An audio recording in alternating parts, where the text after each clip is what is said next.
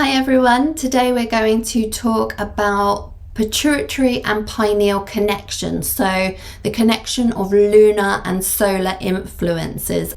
The rear pituitary lobe releases oxytocin and vasopressin, both of which have profound physiological and psycho-spiritual effects.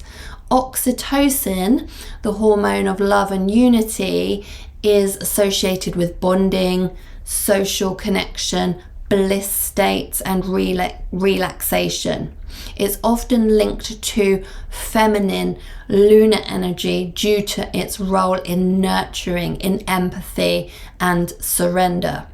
Vasopressin, also known as the Warrior's Hormone, governs aggression, vigilance, and territoriality, aligning more with its masculine solar energy as it's associated with dominance, self-preservation, and endurance. Now, we've heard a lot about oxytocin in previous videos, but how did vasopressin come to be dubbed the warrior hormone? Let's take a look. Vasopressin heightens awareness and vigilance, preparing us as individuals for conflict and for competition. It sharpens focus, enabling warriors, whether literal or metaphorical, to react swiftly to threats. Vasopressin enhances territorial instincts, prompting individuals to defend their space, to defend their group and their ideology. This explains why vasopressin levels increase in new fathers and leaders that are responsible for protection. Now, because vasopressin drives dominance, aggression, and survival instincts, its effects need to be balanced with oxytocin in order for us to evolve from egoism and territoriality and conflict into acceptance and into divine love.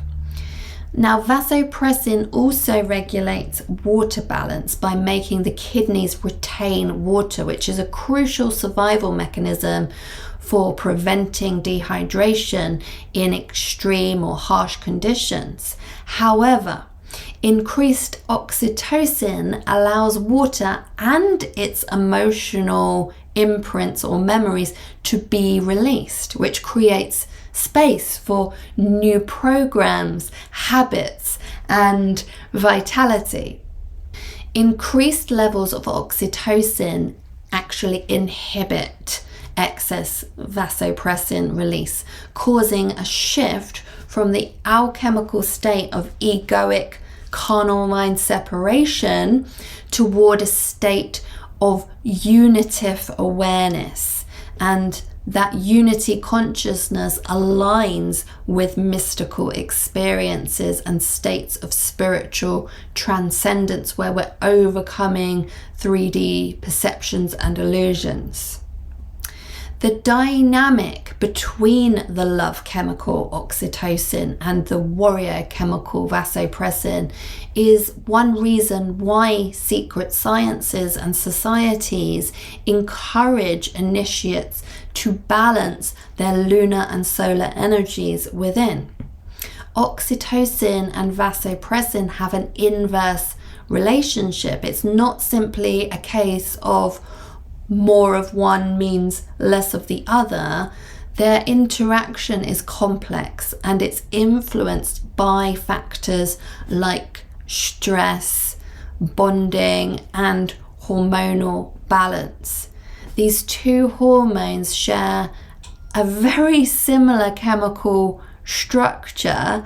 They almost look identical, yet they produce opposing effects. Studies suggest that oxytocin reduces fear, anxiety, and defensive aggression, while high vasopressin levels, such as in chronic stress or competition, can diminish oxytocin-related bonding. So then our aggression and vigilance and territorial behavior ownership and all of these worries becomes more heightened. But in balanced relationships, oxytocin and vasopressin work together, because vasopressin enforces monogamy and protection and loyalty, while oxytocin promotes affection and bonding. Many esoteric traditions describe a shift from vasopressin dominant separateness to oxytocin dominant unity in spiritual awakening. So how do we balance the love and war chemicals within and prime our body for spiritual awakening? Let's take a look. As explained in a previous video, nitric oxide is the chemical expression of Kundalini fire in the body. Nitric oxide has been linked to enhancing oxytocin release, which in turn reduces vasopressin dominance. Nitric oxide has also been shown to stimulate pineal metabolism, so increasing the likelihood of melatonin transforming into higher derivatives such as pineal and endogenous DMT. So by creating a surge of nitric oxide in the body through breath work, meditation, chanting and fasting, we can prime the body for mystical states by 1, increasing oxytocin, 2, decreasing vasopressin, and 3, enhancing the melatonin DMT pathway. In conclusion, we just need to aspire to become the loving warrior, the amalgamation of those two kind of archetypes. And that will create a harmonious blend of oxytocin and vasopressin within. Trust, oneness, and vulnerability are equally, if not way more important than worrying about strength, honor, and accolade. Sacred secretion practices assist the alchemical process and the balancing of the pituitary pineal axis. So here's a quick reminder of those practices. First, we have a Daniel or juice fast or a water fast, which helps to alter endocrine states. Sacred sexuality and bhakti, so oxytocin-driven transcendence. Breathwork and meditation, which helps with nitric oxide production and pineal activation.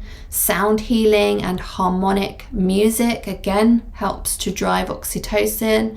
Fresh air, again, helps with oxytocin, helps with pineal metabolism.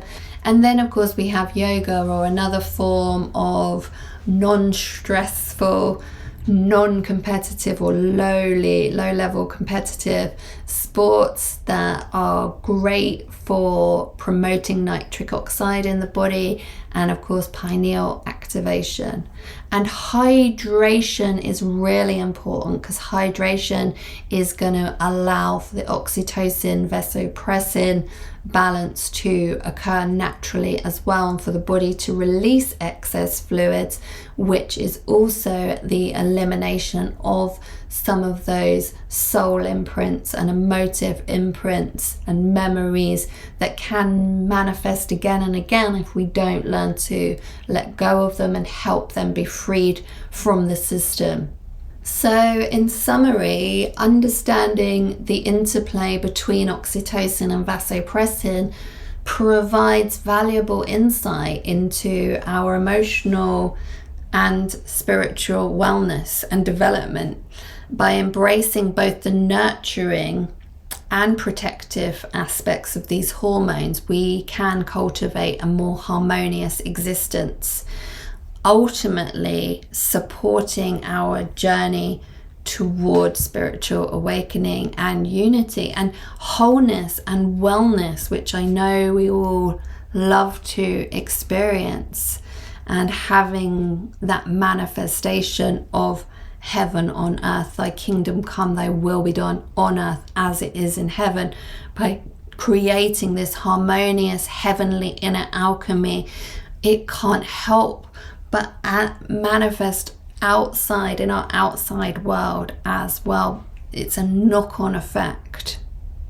So I really hope you enjoyed this video. Please leave your comments, leave your questions below. I love reading them, and thanks again for watching. I'll leave the links to my books and courses and other resources in the information box below this video.